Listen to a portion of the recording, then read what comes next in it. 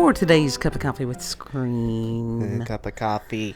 Oh. Cup of coffee! Wrapping up Leo season. Yep. I don't know if that's a good thing or a bad thing. They were talking about that this past Mercury retrograde was in Leo. I think I've got that right. If I'm wrong, somebody correct me there. But that was one of the reasons that it was so rough.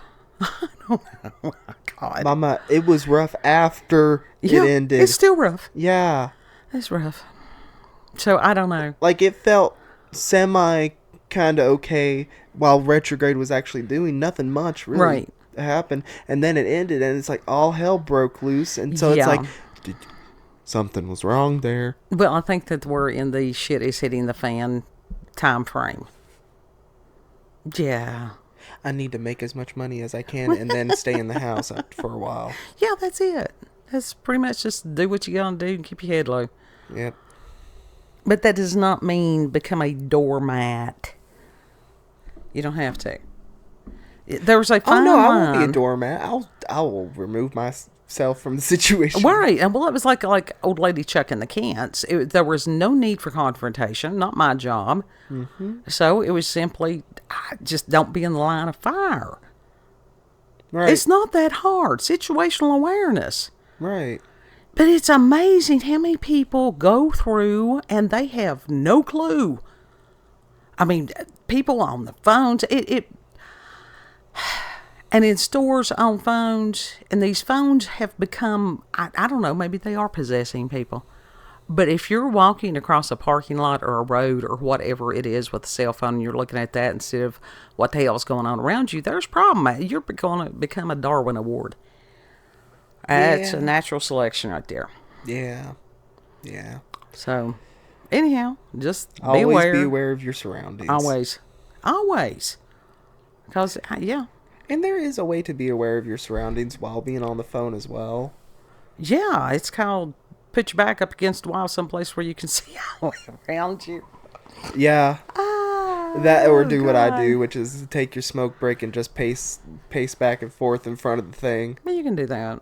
And it's like, Kid and I were talking the other day. I have had to deal with some very interesting phone calls in some very public places. That was not my choice. Yeah. And so it's always interesting when you're talking to a detective in the middle of Walmart. Yeah, that's an interesting thing. Yeah, definitely. That's one of those things that it's like, what the hell? The real what the hell one was when I had to have my disability hearing and was telling these people, it's like, my oldest son is in the ER. Yeah. Yeah. Yeah. It's like, can y'all push this to another fucking day? And couldn't. So I had to sit there in the car while my kid's in the ER or wait more months. Uh-huh. Government is a piece of shit. Absolutely. Absolutely. So, within this, I'm wondering about new myths, and I suggest we make one. I really do. What? I think there's going to be one already in the making. Technically, already in the making. Okay. So, an artist made this large bunny. Uh-huh. Very large bunny. And purposefully so that it could decompose over time. Uh-huh. It's already, in a, semi-last stages of decomposition. But someone in, 100 years or more is going to find the remains of that and be like, it was this thing! Possibly. Because it already is starting to look like one of those things that they would find.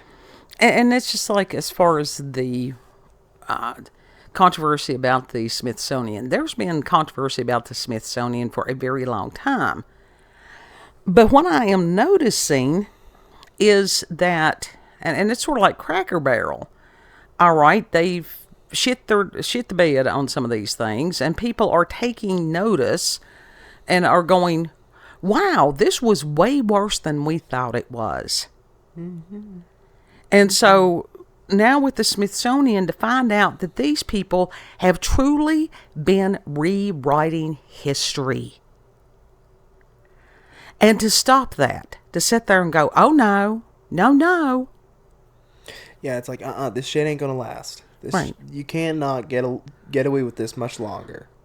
And hopefully with Cracker Barrel, since the lid has been blown off that and the stocks, my God, it was glorious to look at those charts. To see the stocks plummet. Oh, yeah. Yeah. And it's like, these people, I don't know if they sit around sniffing each other's farts all day and they come up with these ideas, but they're not in the real world. No.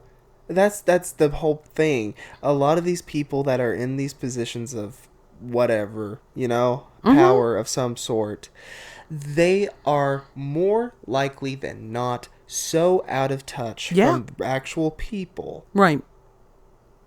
Especially the people that would go to Cracker Barrel. Yeah. And the thing is, again, with the older population and stuff, and to find out that they were supporting things that these people would have never supported.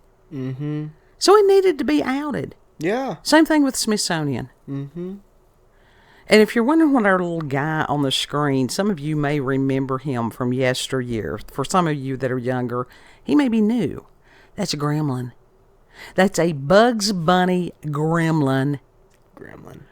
And I got to wondering today, and I thought, what exactly is the origin of the gremlins? And I was kind of shocked. What was and because origin? We can be educational and shit, we're going to share with you. People are going, what the hell? They're crazy. They're crazy. Yeah, slightly. According to AI Overview, the gremlin mythology originates from the British Royal Air Force, the RAF. It's their slang and folklore during World War I and II, where they would say that it was the mischievous creatures blamed for unexplained mechanical malfunctions in aircraft. Bogus, Pinted.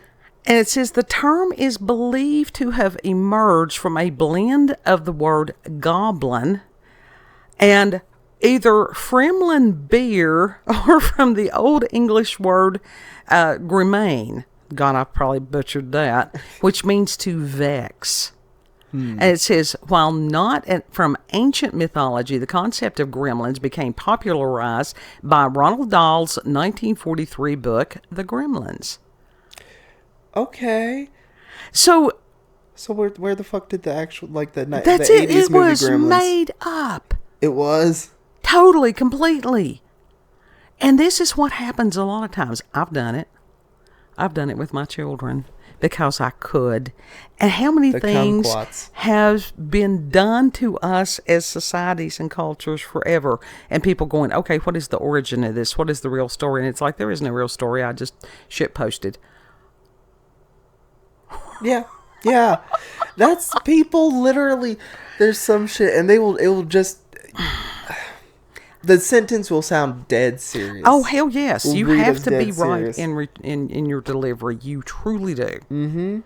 And it will be something that is just so off the wall, but so dead serious, but so deadpan that it's like, is this real? And is this legit, or is he lying? And most of the time, they're just lying. It is a family tradition. I have come from a long line of people that were so good at doing that shit. At creating?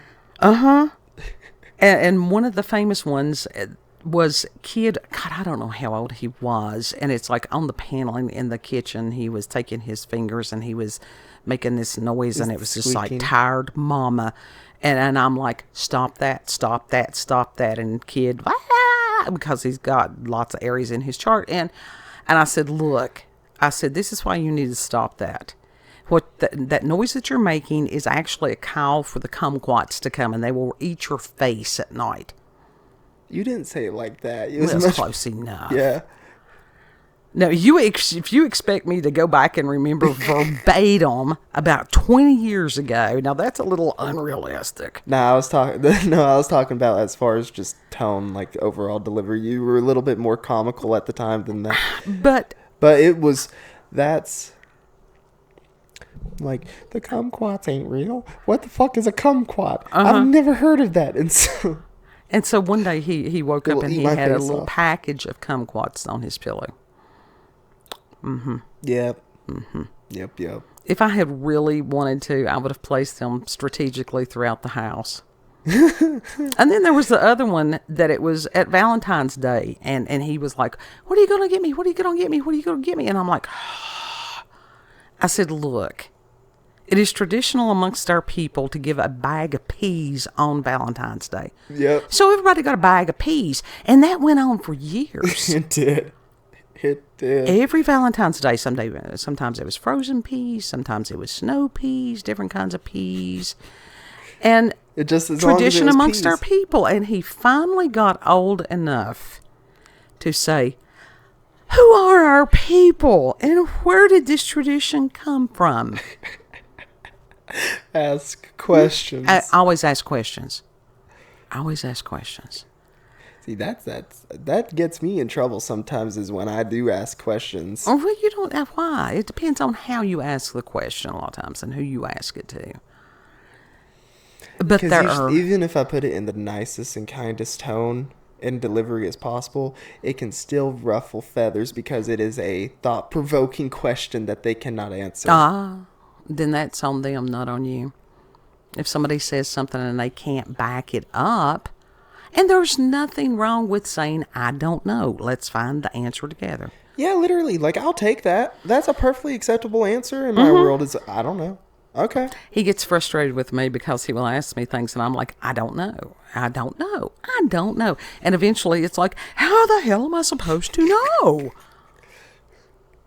And if he keeps pushing it, it's one of those that I will absolutely come up with something so ridiculous and absurd. You want an answer? I will give you an answer. That does not mean it's truth. Yep. But now I've always done it in whimsy. Yeah. There are other people that don't. They do it in malice. So, question everything. Everything. Or the kumquats will come and eat your face at night. They got sharp teeth. They do. You cannot see their mouth right off the bat. No. But when you're least expecting it, they open up and it's... You think it's a bitter little citrus fruit. No, they just playing. They ain't playing possum. They playing kumquat. And when you least expect it. They're playing fruit. So, you want to tell the peoples where we can be found? Yeah, you can find us on BitChute, Rumble, and YouTube at Rolanda's Cup of Coffee with Scream. Also, check her out on X, previously known as Twitter, at Rolanda, COCWS. Thank you all for joining us, and have a good. Know that you are loved. Treat other people the way you would like to be treated. Yep it. And Lord willing, we'll see you on the next cup. Yep it. Bye. Bye.